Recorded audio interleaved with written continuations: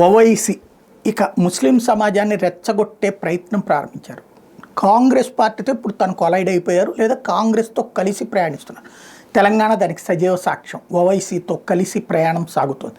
ఒకప్పుడు కాంగ్రెస్తో విభేదించాకే Congress ఓవైసీని BJP B టీమ్గా పేర్కొంది. ఇప్పుడు ఆయన కాంగ్రెస్ ఏ టీమ్గా సాగుతున్నటువంటి పరిస్థితి. రేపు మాపు ఐఎన్డీఏ కూటమిలో కూడా చేరిపోతారు.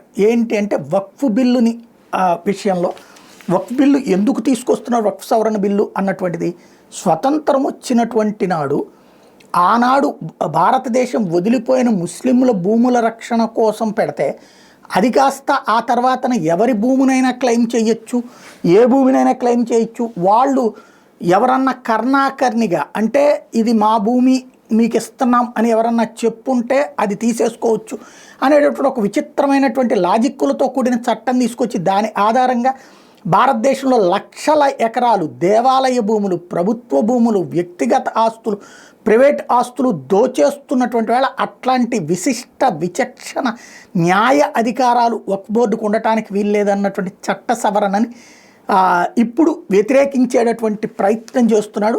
అందుకోసం ఎలా రెచ్చగొడుతున్నాడంటే సవరణ ద్వారా వక్ఫ్ ప్రయోజనాల కోసం చేసినవి కావని ఈ వక్ఫ్ బోర్డులను నాశనం చేసి కేంద్ర ప్రభుత్వ జోక్యాన్ని పెంచుతాయంటూ ఆరోపించారు. ఖాళీ చేయించిన ఆస్తుని ప్రభుత్వం స్వాధీనం చేసుకుంటున్నారు. తప్పే ఉంది ప్రభుత్వం స్వాధీనం చేసుకుంటే, ఎవరికన్నా ఏ హిందూ సంస్థలకు ఇస్తే తప్పు. కానీ ముస్లింలు తమ మసీదుల్ని కోల్పోవాల్సి వస్తుంది, దానికి అంగీకరించేదే లేదని తెగ చెప్పారు. ఎందుకు మసీదులు జోలికి వెళ్తారు? మసీదు అన్నటువంటిది ఏమన్నా వేరే వాళ్ళ ప్రాపర్టీలో పెడితే అప్పుడు అవుతుంది.